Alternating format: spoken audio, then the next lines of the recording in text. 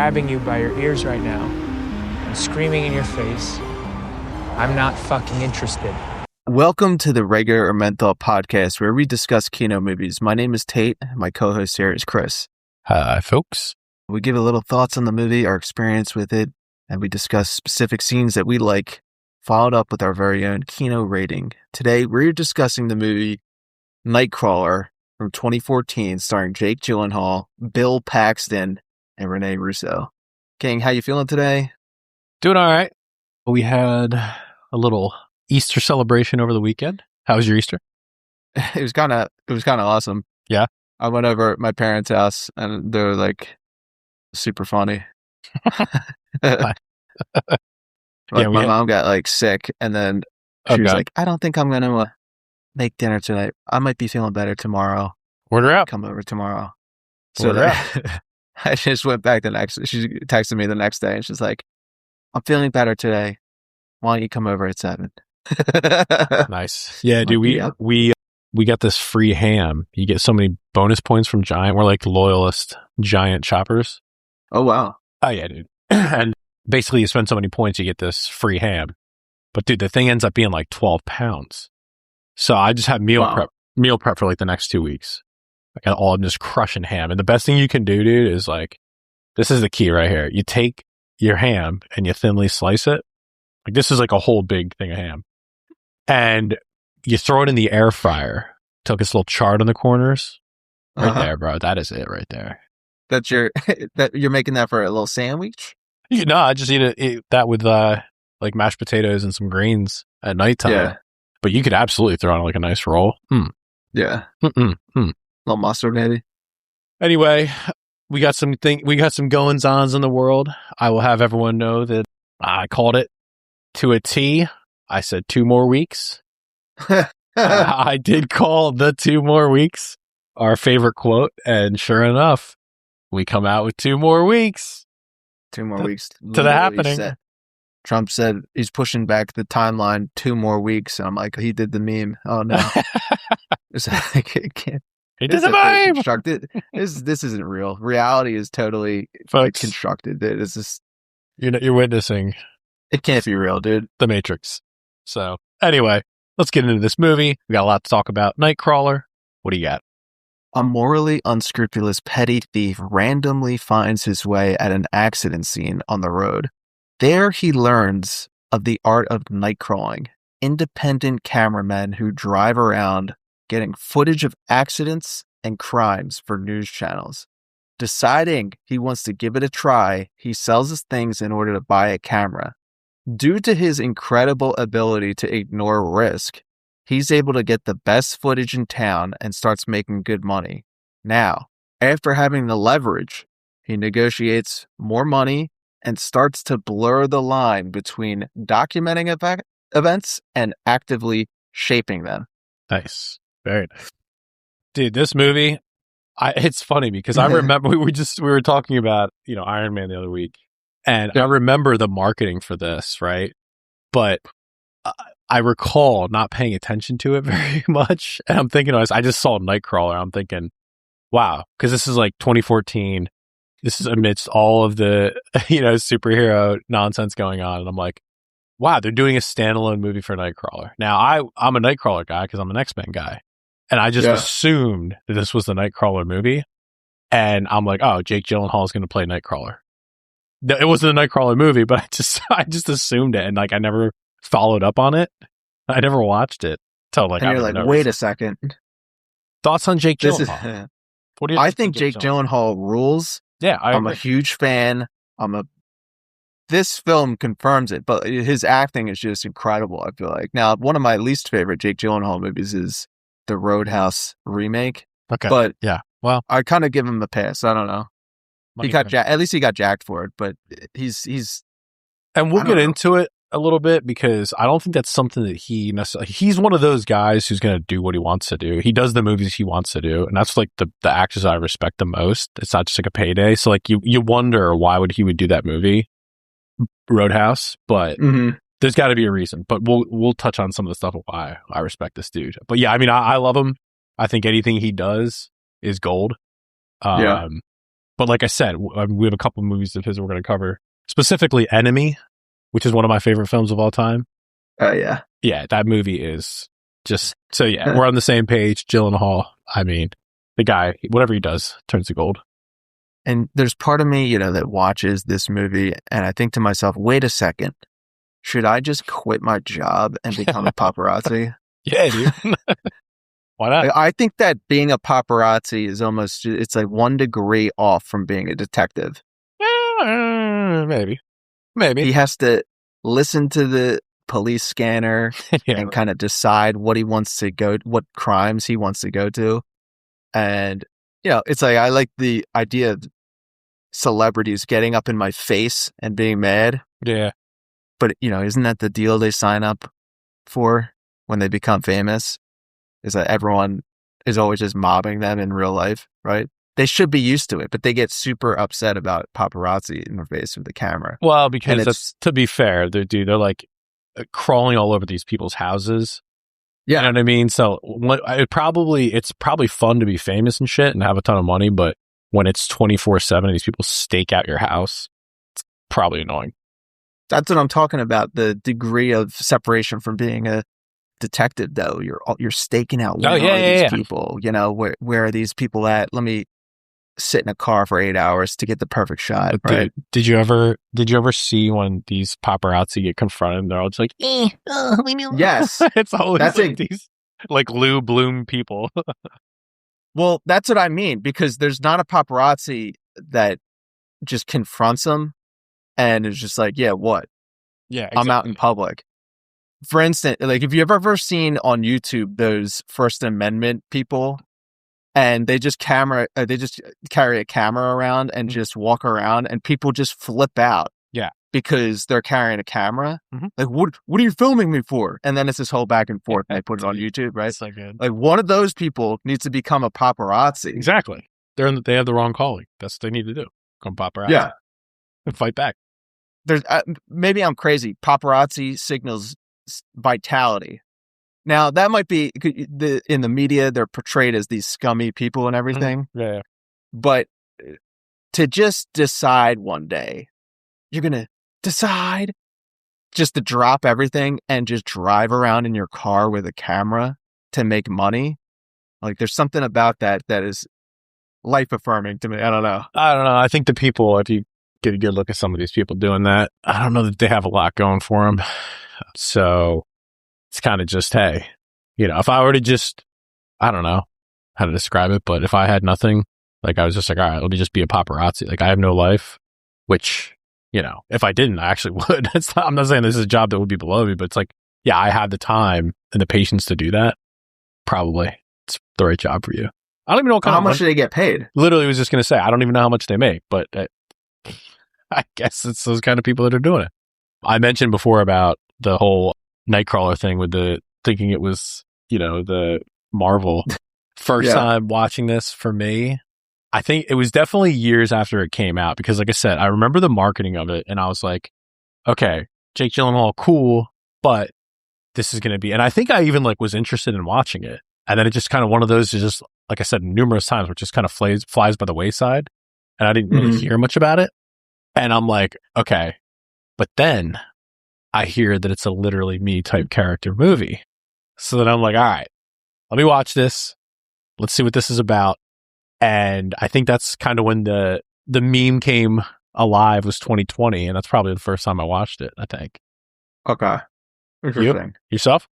I mean, I saw this down the shore, maybe I don't know when it actually came out, but it might have been the year of or the year after. Okay. And my brother was saying, we as a family have to sit down and watch this. And he was so insistent upon that. And I was like, okay. And he's like, it's literally me. Yeah. And he was, I think, the one that first turned me on to Drive too. So this is your brother's character. His character. Yeah, basically he is a literally me kind of guy. He'd be the paparazzi guy, your brother, for sure. He's not that far off from doing that right now. But there's these scenes in this where Lou Bloom is basically forcing Rene Russo, Nina, to have sex with him. Mhm. But it's in such a just strange, like creepy way. And my mom's just sitting there watching this with us. And I'm dude. like, oh my God, geez, dude. Jeez, dude. Good choice, dude. Good choice. I can't watch this. Yeah. Asshole. Like, nice choice in front of the family. Literally me character. Okay, so I'll go first. Because of the lack of characters and because you're literally Lou Bloom, I'm Bill Paxton, right? Yeah. Because the guy rules in everything he does. He's my guy. And also, this guy is just trading in his truck, chasing twisters, to just get a minivan, chasing after stories with a camera. Love it. Yourself? Did you get the idea that Bill Paxton in this movie is some kind of former surfer dude when he keeps saying brah? I don't know if it was, I caught that, but I didn't know if it was more of that or just him being sarcastic, saying like brah. But perhaps, yeah, it's a character trait. Didn't really think twice about it. I mean, I'm Lou Bloom, obviously. Just the kind of schizophrenic person that would actually do this shit in real life. Literally, same guy. Got to get into some of these fun facts though, because I did a lot of reading on this, and there's some good ones here. I like this a lot. So, the writer and director Dan Gilroy, not as well known, right? I think this was actually his breakout film that I read. I looked him up on IMDb, and he's actually writing, I don't know if you know this or heard of this, but he's writing the script for the upcoming Miami Vice movie with Michael B. Jordan and Austin Butler. Did you know this was happening? Were you aware of this? I'm sure you did. I was only vaguely aware before, and then I heard about it in the news recently because apparently Tom Cruise is playing the bad guy. Hell yeah. Not sure. They're making a new Miami Vice movie. The first Miami Vice movie was a very polarizing movie, I would say. Also, the Miami Vice movie was made by Michael Mann, who did the TV show. Right. And we just did Michael Mann last week.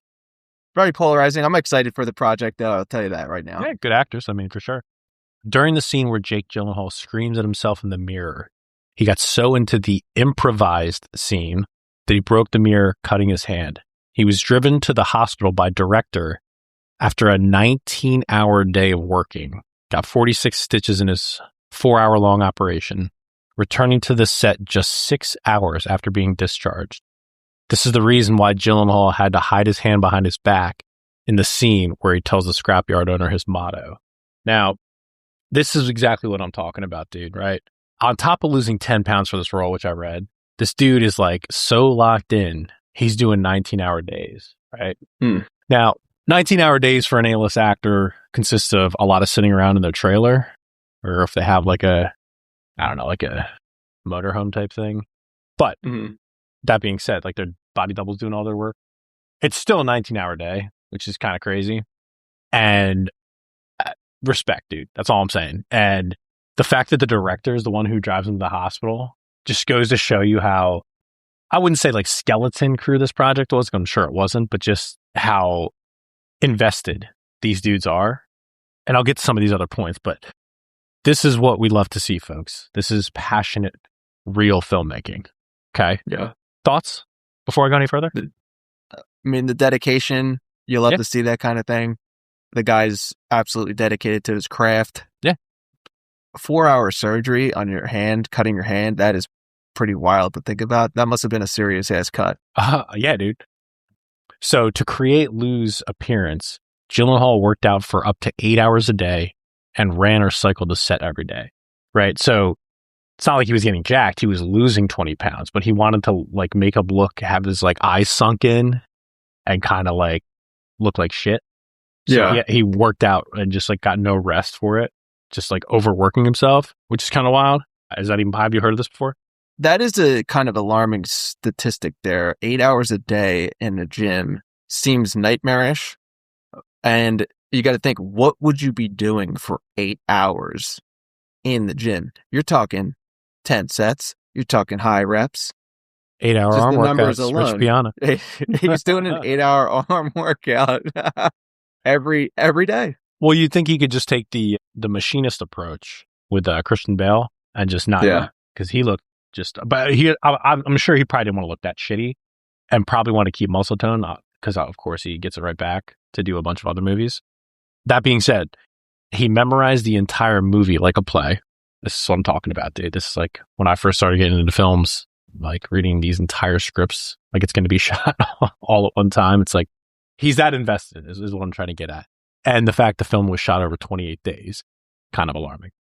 It's a 2-hour film and 28 days. It shows, man.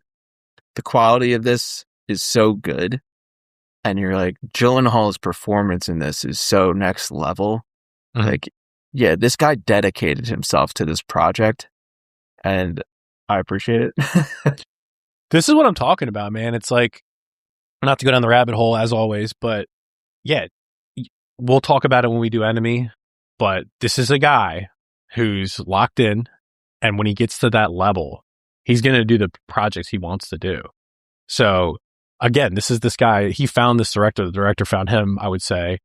And he believed in this project, talked to him about it, took the time to do that. And he's like, okay, this is going to be a non-Jake Gyllenhaal type of movie, right? Maybe not. But it's just, he's like, this is not, I want to show how versatile I am as an actor. And I'm going to do this role. And it's absolutely like a creepy character. It's like, again, we just love characters. We love just a myriad of different styles of characters. And this one is super original. Not like original, but it's original enough. And it rules, dude. It takes over the movie. And it makes it a very basic movie of just becoming a freelance paparazzi guy. A 2-hour must watch. Do you agree? Yeah. Yeah. And I think that the reason why this movie's good and that everyone loves it is because he does such a convincing job of being this disturbing human, this creepy human, because you don't see this a lot where people are scary or disturbing or give off just a weird vibe to the level that he's doing it in this movie. Yeah, making just anyone he talks to uncomfortable. Yes, literally everyone. But he does it in such a way, a convincing way, where they originally don't know what to think of him. Right. And he kind of gets their confidence, lulls them to sleep with this act that he's putting on, and then shows them the true nature of himself later. Yeah. When they're already way too invested in him. I'm like, dude, this is like a terrifying dude. Yeah, we'll get into some of the character traits a little bit into it, but let's get into some of these Kino scenes here. So you have this opening scene, Gyllenhaal just looking real goofy, right? Car pulls up and he's got this like jacked up haircut and he's got these bulging eyes, right? And he opens his mouth, right? And you're just like, what's going on here? He's like talking super awkwardly. You're expecting this Jake Gyllenhaal type of delivery. And it's like, all right, here we are. This is just, I hear this right away. I'm like, this is a literally movie. Like, is this movie Drive 2? I have to ask. This is Driver's cousin who's further on the spectrum. What do you think? It's so related in the way they have this weird public mask talk where they talk to other humans, normal humans. And are they? It's so disturbing that you're turned off by it immediately that you don't know what's wrong with this guy. Yeah. And yeah, related to Drive, absolutely, because the driver from Drive maybe doesn't talk as much, but has that similar thing where like, what is wrong with this guy? There's something wrong. Something's wrong. Yeah. Can't put my finger on it. Also, have you ever, I was going to mention this when you were talking about it earlier, but like, have you ever come across a person like this kind of personality where someone just explains something in detail, like they're kind of regurgitating something they read or heard and they're like justifying it, kind of how he does throughout the movie. Like I knew this one kid growing up and he'd be like, it would just be super awkward. And he'd be like, it's this because of this, right? It's like very matter of fact. And he gives you like the playbook, like the textbook answer, reasoning as to why things are happening the way they do. Have you ever come across someone like this? Yeah. I mean, you see this kind of thing. They kind of rule. In people where they're a little awkward and maybe they're not the best at talking to people. Yeah. And they're like, hey, look at what I can tell you. Mm-hmm. Look at what interesting things I can tell you. Doesn't that impress you? You know? I think it's just a way for them to kind of like justify themselves to people, but without any, because even later in the movie, Rick says, "You don't know how to talk to people, dude. That's your problem. You have no social skills." And he doesn't. He's meant to not have social skills. Yeah. And it's like my reaction to what's going on here is this: deep down, he's hidden his true self because his true self is extremely dark. Right. Oh yeah. Right. He's a dark character, man. He feels like he has to present this mask to get over on people or just to get by in general. To interact with normal humanity, normal civilization, I have to put on this act every day. Yeah. And it's like he's trying to communicate to the world, like, trust me. Hey, guys, trust me. I'm normal. Yeah. I'm normal. Believe me, I'm normal, guys. Hello, fellow humans. No, but it's like you see the scene where he's sitting in his apartment, right? And he's watching that. I don't even know if it's what the hell's the name of that movie with the Knights back in the day, the comedy movie. Yeah. And the dude's head pops off. Yeah. And he just starts. His head's not in it. He looks around his apartment. He just starts laughing. Like he knows no one's there. He just kind of like that to him. It's just like the super awkward character. There's nice little touches throughout the movie of that where he just kind of awkwardly chuckles or has these like nose laughs that I think are hilarious. Well, yeah, that is thrown in somewhat randomly in the beginning of the movie. I feel like because you're watching a movie, you're like, what is going on here? But then at the end of the movie, you go back and you watch it and you realize that's him practicing human emotional interaction. Yeah, for sure. Because he hears the laugh track and then turns to some person that's not there as if he's like in a room full of people. Yeah. He turns and then starts laughing like as if he's laughing with this fictional person. I'm like, oh, this dude's practicing how to interact with people. Nice. Like this is super dark. Yeah. Didn't think about it that way. But yeah, he is dark because when you think about it, he just beats the shit out of that dude and steals the watch in the opening scene.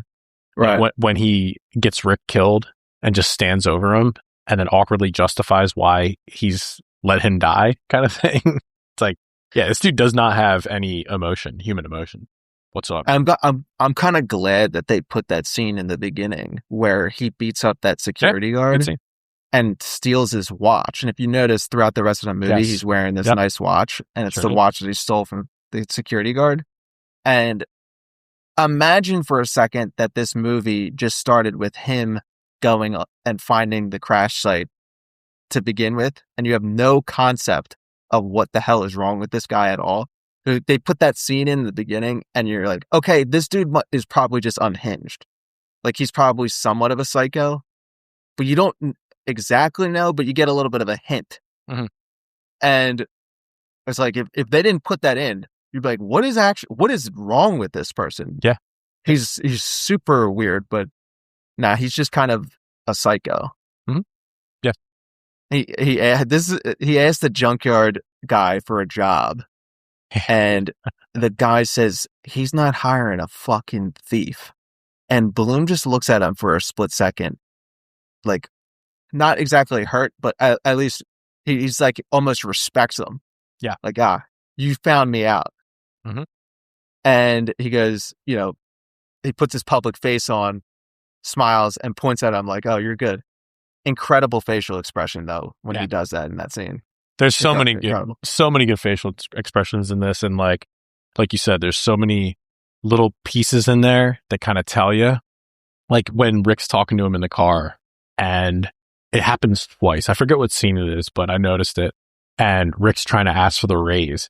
And 2 times he just looks at him and then rolls his eyes back over, like looking at the front of the car. I don't know if he's driving at this point or not, but I just noticed that. He's just kind of like, it's not overly like, oh, fuck this. But it's just, he doesn't want to have to like use the brain power to explain to Rick, an idiot, why he's not understanding, like, dude, that's not how this works. Okay. Right. You're my intern, or I'm paying you plenty. Like, I had to work to get my way to this. It's some awkward logic or weird logic that he has. But yeah, dude, there's so many little pieces in there. Very, very well done, I must say. Very well written, very well acted. But yeah, so Bill Paxton, I was talking about earlier, small bit role, I'm a Bill Paxton guy. Twister, which actually is coming up on the list. But thoughts on him in this movie? I mean, I love Bill Paxton. Yeah, he rules. Rest in peace, Bill Paxton. He actually died when he was 61. Really? A number of years ago. Paxton has the elite distinction to be the only actor killed by a Terminator, Alien, and a Predator in different movies.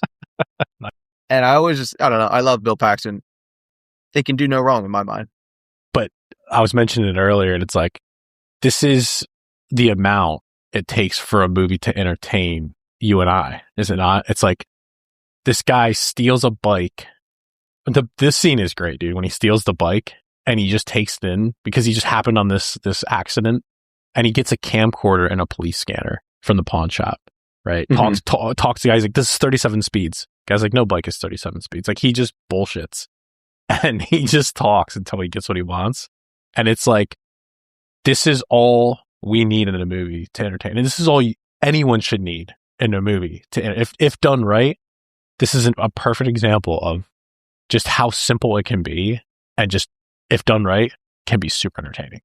Big Chris, it's just a movie, bud. Just a movie, man. It's just a movie. Hey, bro. It's just a movie, man. Relax, man. What do you mean? You don't find this realistic? It's just a movie. There's some stretches in this one, but no, that's what I'm getting at though. It's like this, you can just have the most basic plot line and it can just roll. That's yeah, exactly. This is what we're talking about though. Look at this movie. There's not much to the story here at all, right? But the writing is so good and the acting is so good that it propels it higher than any of the superhero slop.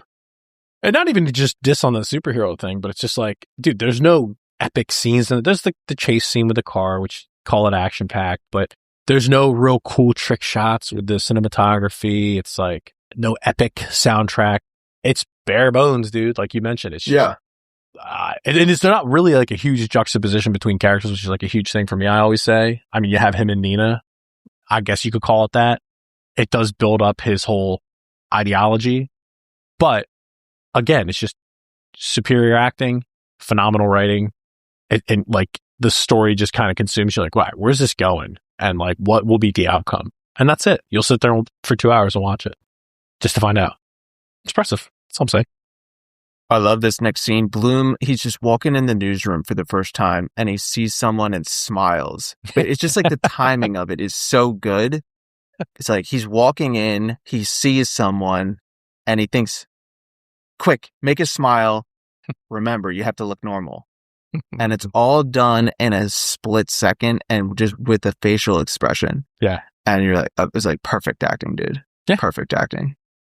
There's, again, not to beat a dead horse, but there's multiple times and we'll get to it, but it's just, again, they shot this in 28 days. So he's just nailing this character, probably a few takes on each scene. And again, it's not like crazy scenes where I'm sure, they can just reset and do a bunch, but the timing of everything, like you said, is just, it's elite for sure. But I'm watching this scene where Lou and Rick are staked out, listening to the police radio, right? And I can't help but think, this is something, like you said in the intro here, this is something that you and I would legitimately do, is it not? Yeah. I mean, you think about being a private detective or a paparazzi or a nightcrawler, a lot of it is probably just sitting around for hours in a car waiting for something to happen. So, these dudes in the movie are psychos, right?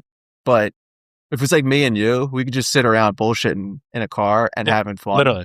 And then just zipping off when something happens, it would make it way better. And yeah, you could totally see us doing this. This is like right up our alley. But and speaking of facial expressions, you're just talking about this scene where he's in the car and they're going after, like, I guess the first one, it gets botched. He's like, oh, you're supposed to turn 4 blocks ago, Rick tells him. And he just gives him this look with these eyes. And it's like, I could fucking kill you, is what he's thinking. Which leads me to think, I'm like watching this. I don't know if you kind of had the same thought. I'm looking at his eyes and I'm thinking to myself, I had to Google it. I'm like, what does Jake Gyllenhaal's face normally look like? Because I don't know if it's just his face got emaciated from working out, which made his eyes look bigger. But dude, I'm literally thinking to myself, did they use CGI to make this guy's eyes bigger? Did you catch that at all throughout the movie? His eyes are looking so crazy. Bulging. You might be right about that. It said no. Bulging out of his eye sockets. It said no CGI was used, but I don't know if I believe that because it looks wild, dude. Super wild. Yeah, and he just darts his eyes over and communicates everything in this split-second look. Mhm. Mask off. How dare this guy get the wrong directions? It's his anger is so good. Like when he gets pissed, and it's scary pissed. That's legitimately scary in my mind. You know, is this guy a psychopath? Is he some extremely sheltered guy? Is this autism? All of the above? Perhaps, yeah. You know, I get the impression something bad happened to this guy, but instead of feeling any amount of sorry for him, you're just so weirded out by him that you're just like, I get him away. Get away from me, dude. Yeah. There's a scene too where he's like talking about, well, I recently reordered my list of strengths and weaknesses to become a TV news freelance videographer when he's talking to Nina. And I'm like, this is what I'm talking about when I say like the textbook answer for things, the way he describes like how he came to be with this whole thing. And I'm like, dude, this is gold, right? Every time he goes on one of these tangents, it's like, well, he's practiced the ability to make people keep listening to him, because if he just keeps going off on this, at this point, Nina is somewhat intrigued by him, but is kind of like, whatever, dude, but is too polite to push him away at this point. Like, dude, get away from me. Even though she's too polite at this point. Shift, right? Like kind of repetitious revolving door, the news channel director, kind of miserable in her 60s or 50s. That's what psychos will do. Yeah. Is they'll rely on your politeness to get in on you. Yeah. Right? And that, I think, is the element that he somehow captures. Yeah.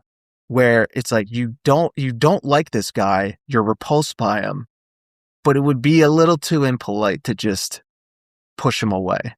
Yeah. And he's off on these tangents talking, and now he's got your attention. Now you feel like you have to listen to him. But what I'm saying about... And then you have invested too much. For sure. When I'm talking about him making these lists, though, because they do a good job of kind of fleshing that out when he starts to put the video editing together and like saves the clips, and he talks about how he's on the internet constantly, and he's you can find anything on the internet. It just fleshes out the characters. So when he mentions this, you can see him just sitting in his apartment and like writing down this list of strengths. You don't have to see it on camera because he's doing 100%. It. It's so good, dude. But then you got the line of the movie right here that I love. It's like they're pumping gas, right? And he says, Rick, I'm really pleased with how you've been progressing and you're doing a great job. However, you just spilled gasoline on my car, which will eat the paint. I'd like you to tighten that up a little bit, because if you flow again like that, I'm going to terminate you immediately. I promise you. Like everything is just so like matter of fact, and like the way he just delivers this line is like so good. You also don't know if he's pissed or not. Yeah. Because a normal person would be either,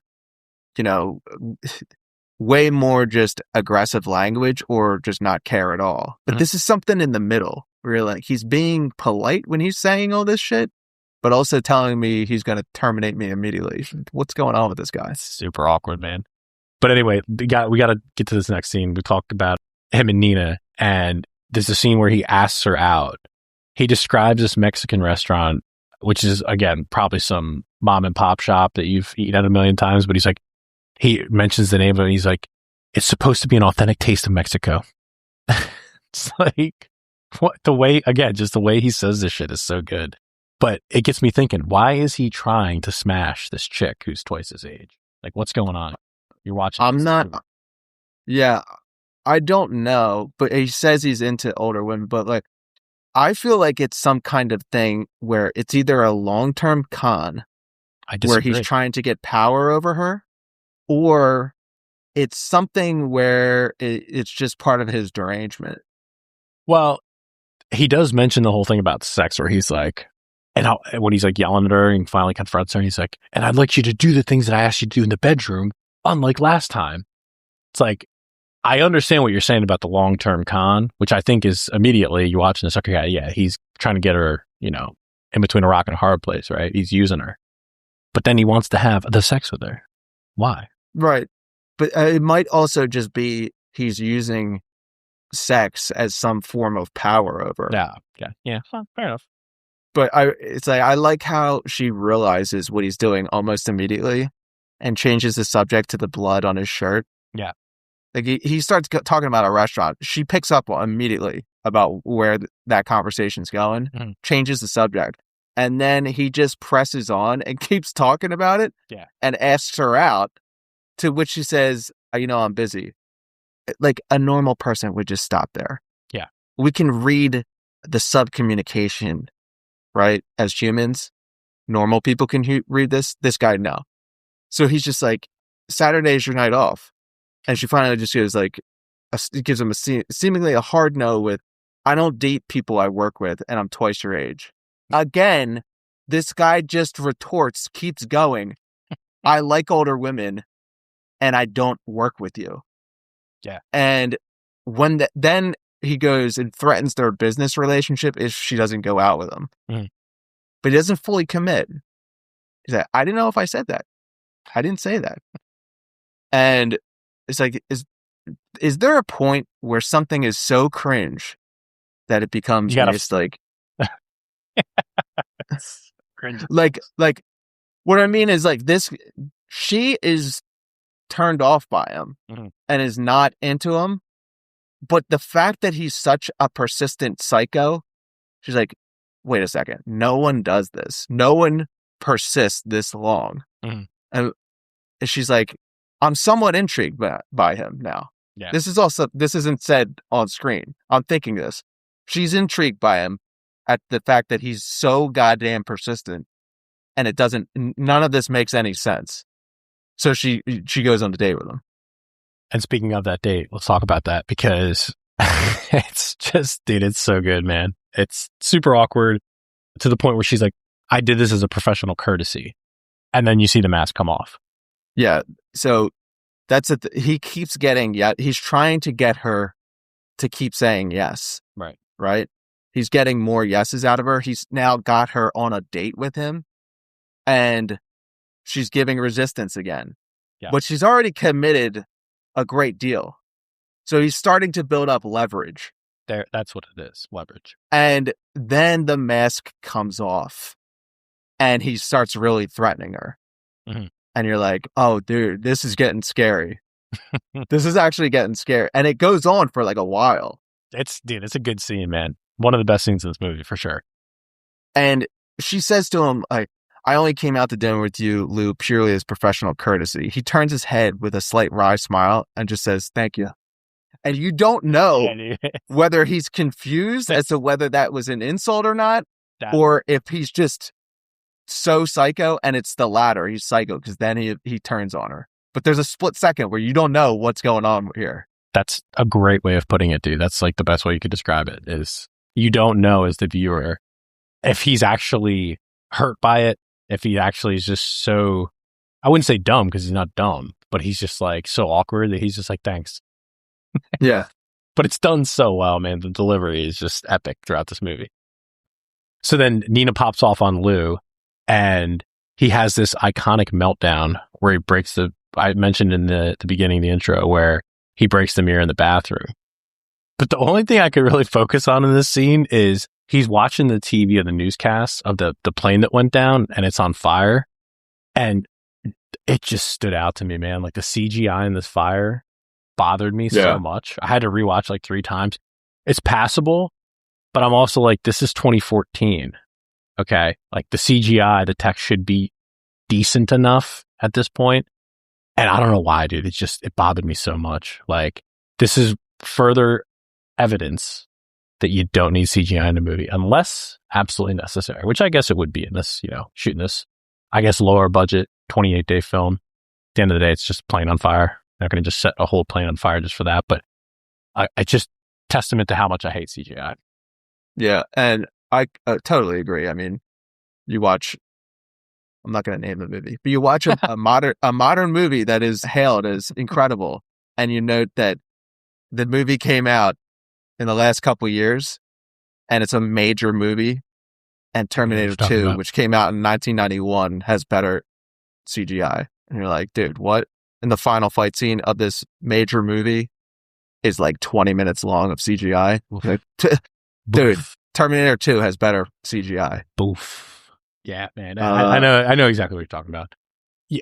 But yeah, the CGI thing just kind of, just to reinforce, I can't do it. But the only thing that really confuses me in this movie is the footage. So like, and maybe you can shed some light on this, but Nina's telling him, you got to get better footage. And I get that she's like trying to save this network. She's in this, like I said, revolving door where she has like a 2-year contract and then gets booted or whatever. So she needs more exotic scenes. But he's like getting video feed of people bleeding out of their necks. Like shit you're just not going to see on normal TV, right? Yeah. So it's like he's actually in these crime scenes, the one where he's shooting from inside the house. And I'm thinking to myself, aren't the cops just going to straight up arrest this dude? Like they actually have the debate in the film room where the guy's like, you can't shoot, you can't film this in the morning. People are eating breakfast. And it kind of like toes that line of, trying to save the network, yada, yada. But the film, I guess it's just me. I don't watch a lot of, local news, but I feel like this is the kind of shit you wouldn't see. Like this would not be able to be broadcast on TV. Totally, dude. That guy in the newsroom that that was discussing the morality of all this is the only guy in the whole movie that completely sees through Lou right from the beginning. Yeah, you're right. And just sticks to it. He's like, this guy's off. This guy is not right. But Lou doesn't need him. Never buys into him. Yeah, Lou doesn't. Exactly. He's a non-factor. Right. So this is alarming to me. He's right up in there in crime scenes, and you're like, wouldn't they just shoo him away? But then he starts the one where there's the murder scene where they get there before the cops. I was like, this is a little too much for me. Well, I guess even just getting back to the original scene, like I was saying, where he's in there after the murder, right? Taking a picture of the couple outside from inside the house. Yeah. They end up questioning him. They go to his house or his apartment or whatever. But I just feel like he would be taken downtown, right? As opposed to just like blasé, hey, do you remember anything? Right. It just seemed very lackluster. Well, so like, yeah, there's the one home invasion murder, and he gets there before the cops and goes into the scene before the cops are there after the actual murder's already left. So one thing I noticed is I was like, wait a second, is he touching anything? But you assume that they're going to do prints. Right. And he did. He did touch it. He moved all the... He touched a bunch of stuff.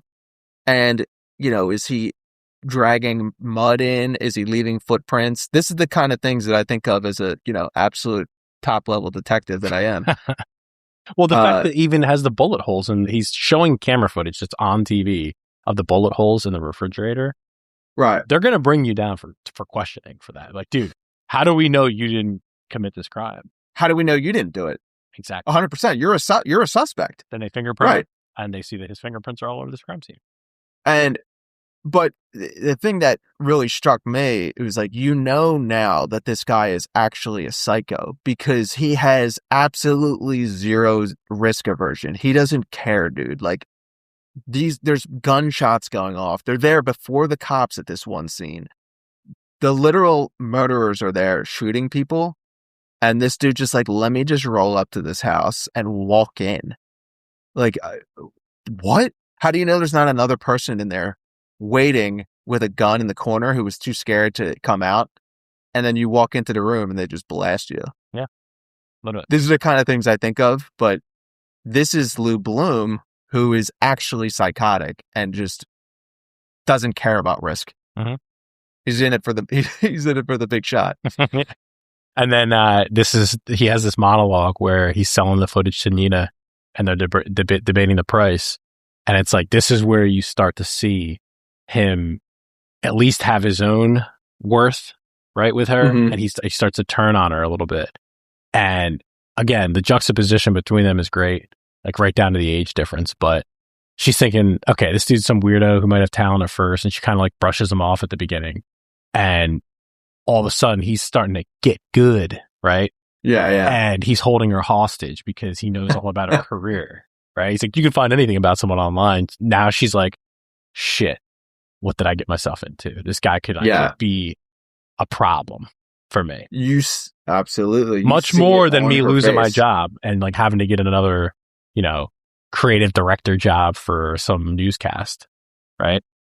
What did I get myself into? You see it on her face where the realization hits that she bit off more than she could chew with this guy. Yeah. And it's one of those things where like, right now she's thinking about her career and everything. And this guy's going a little too far and she goes along with it. His demands. But in the back of her mind, she's thinking, I have to handle this in some way because if I don't, this is never going to stop. Yeah, literally. It's wild. But like I said, I mentioned about the detectives, right? So then you have the second interview and they come into his apartment and he's like, do I have to let you in? And like, it's just, he does this little nostril laugh where he's like, and it's just super awkward. And it's like, he's almost like impressed that they're there. Like he's impressed with himself that he has these detectives in his house. And he gives this great line where like, we're going to need a copy of that. He's like, I already made you a copy. I figured you'd be coming over. It's like, right. It's so good, man. I love it. But everything about what he's saying is screaming, I'm involved somehow. Right. There's something I have that I don't want you to know about. Yeah. But they just don't have the evidence, so they have to leave. Yeah.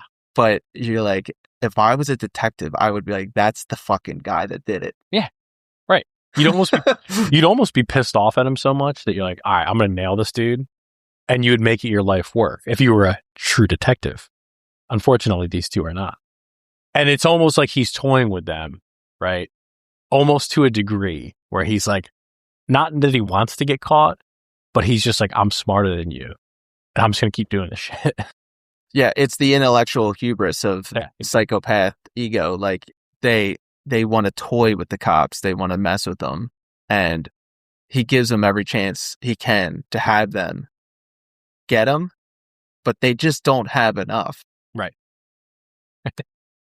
It's stunning. I mean, it's just like almost as if he's caught off guard at first. Mm-hmm. But then the second, when he goes into the interview later in the movie, he's totally prepared and comes up with a completely insane different story. And she's like, I don't believe you. And she's like, at this point, he has the leverage again. He builds leverage on people. But she doesn't have to believe him because he's actually, if you watch it back, he's covered with it. How can you she's like, well, you said you didn't know what they looked like.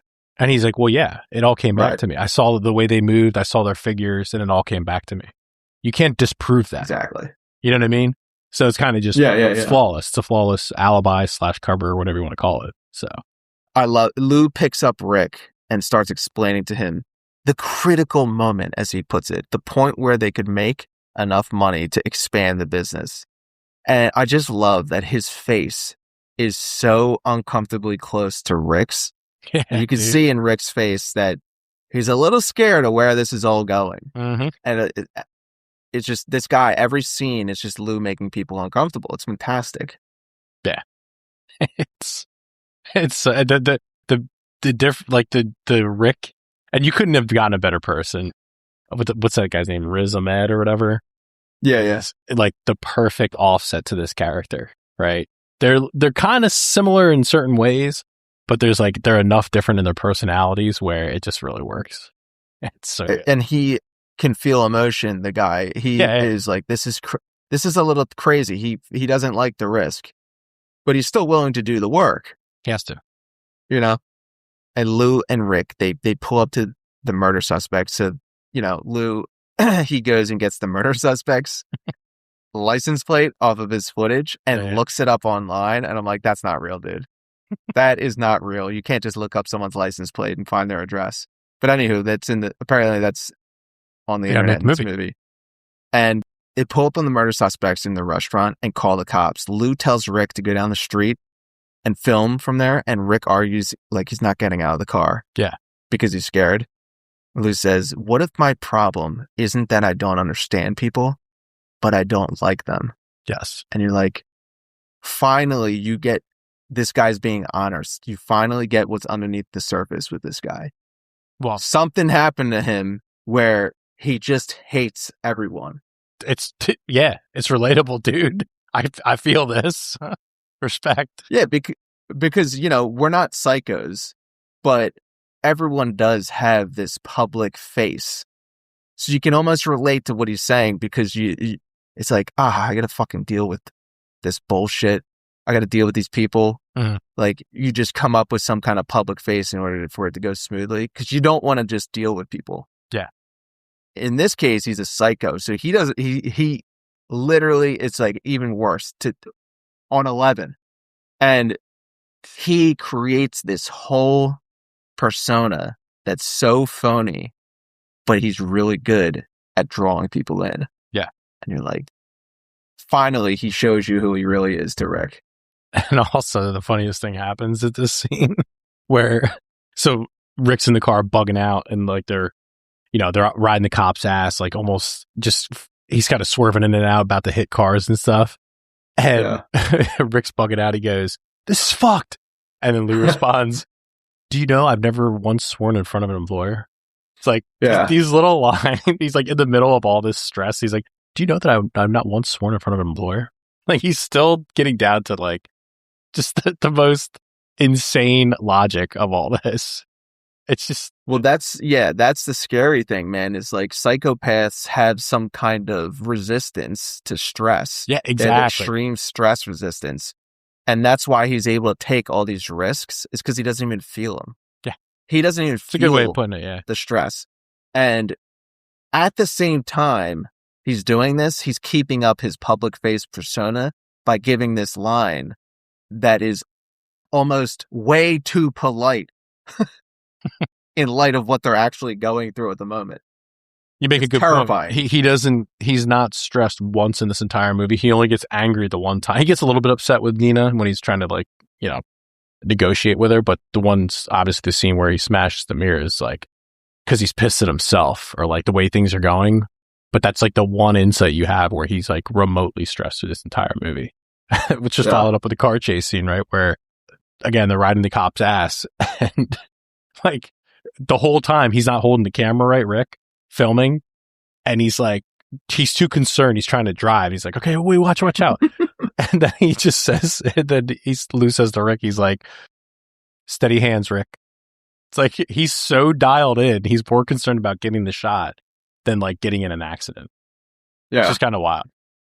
I mean, it's such stress resistance. This guy is literally doing Tokyo drifting around LA. Mm-hmm. And in the midst of doing this, he's just telling the guy next to him, steady hands. Steady hands, Rick. Whoa, bro. Steady hands.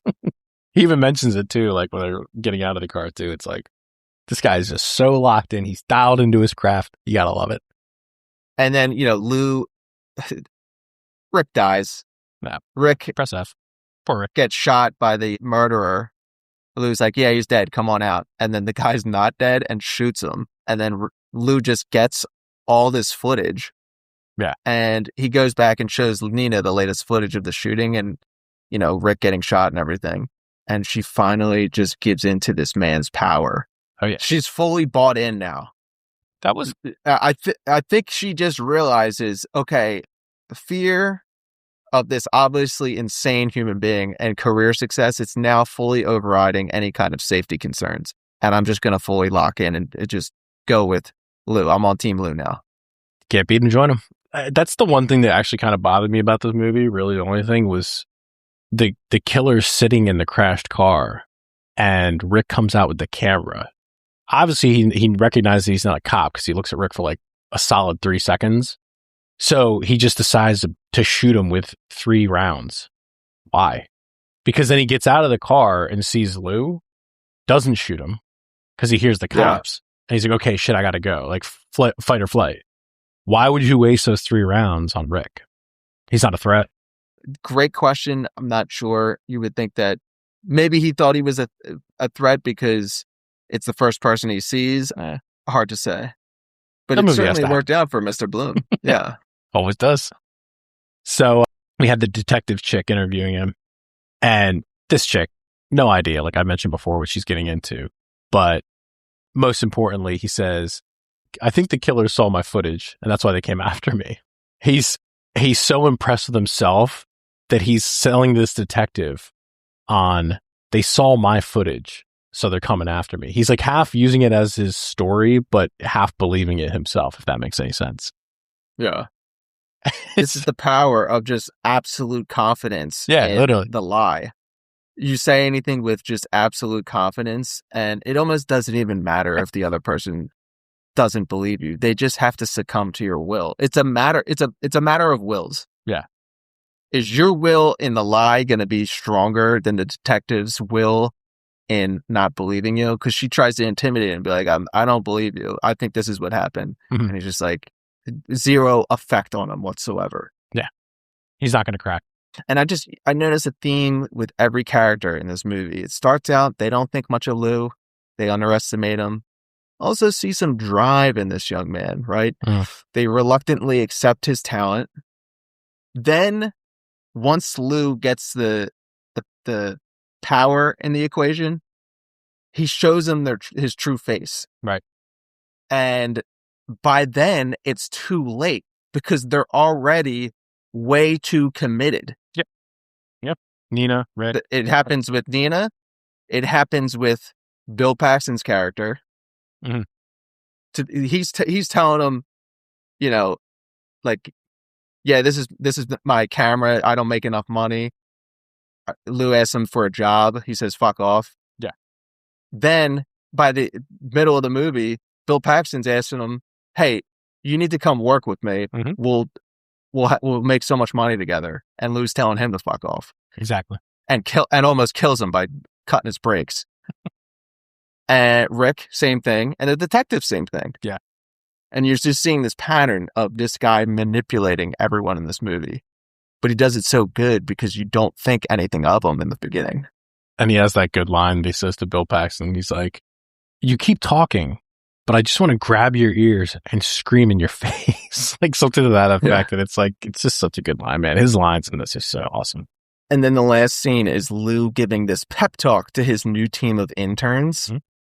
And this is now with his 2 news vans. They head out on the night to get more footage. And I'm left wondering, what is this movie actually about? Yeah. Right?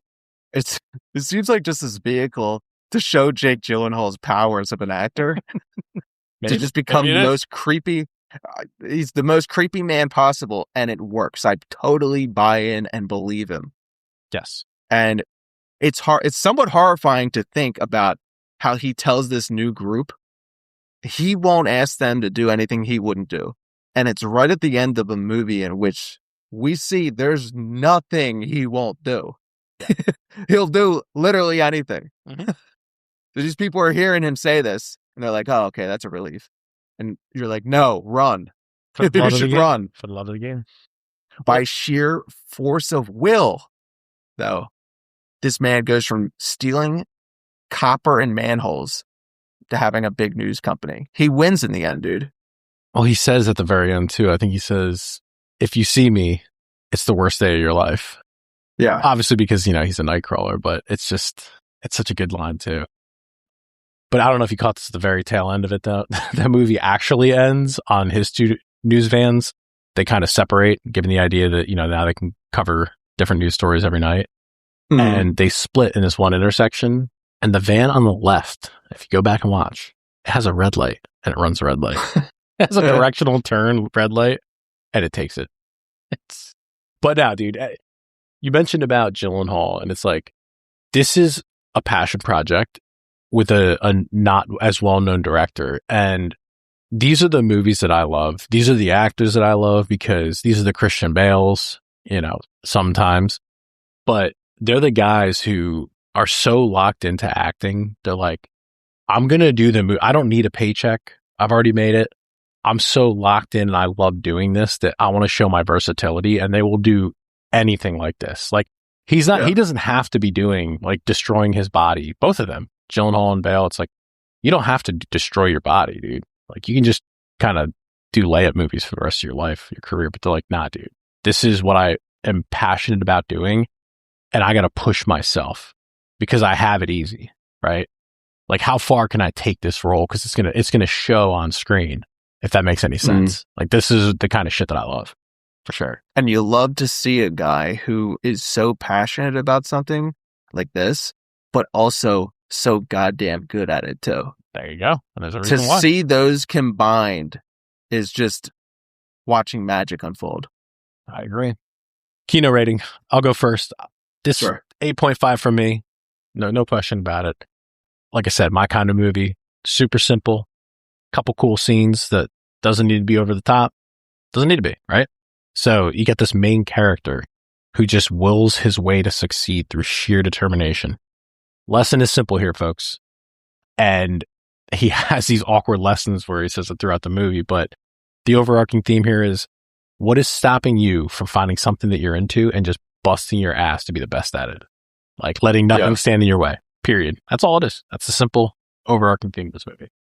Yourself? You know what, dude? Yeah, well, I give this movie an 8 because I kind of just find it terrifying for real, though. This character actually scares me, which is somewhat They're out there. They're out there. These people exist, dog. Right. They're actually out there. There's one thing I wanted to note, though, is that there's this essence to his character. Mm-hmm. It's like this motivational speaker, someone that's really just this the motivated guy. You ever hear these people? They have these speeches on YouTube and they're edited together. And it's not the speeches on YouTube that are telling you to get motivated and all that jazz. Yeah. It's not too far off from the things Lou's saying in this movie, right? It's like the character of Lou took some motivational business book and just memorized it. Literally, dude. That's it. That's you just explained what I was trying to describe throughout the entire episode. It's like he just read this book, committed it to memory, and now he's just spewing these passages. Yeah. That's all it is. So good. And it's like Gyllenhaal just totally nailed this character. Totally. So good. Like when you say like finding something you're into and busting your ass to be the best at it, this movie is almost inspirational and motivational. I couldn't agree more. Except for the fact that this dude is a complete psycho. Yeah. And you're like, this is a motivational movie for psychopaths. Get there. No, that's a good way to describe it for sure, man. Great movie. Folks, if you haven't seen it, must watch. Ladies and gentlemen, please like, comment, and subscribe. I'm trying to quit my job. I'm getting bearded people.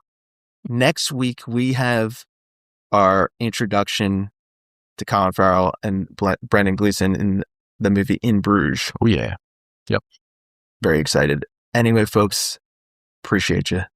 Till then, get you on the next one.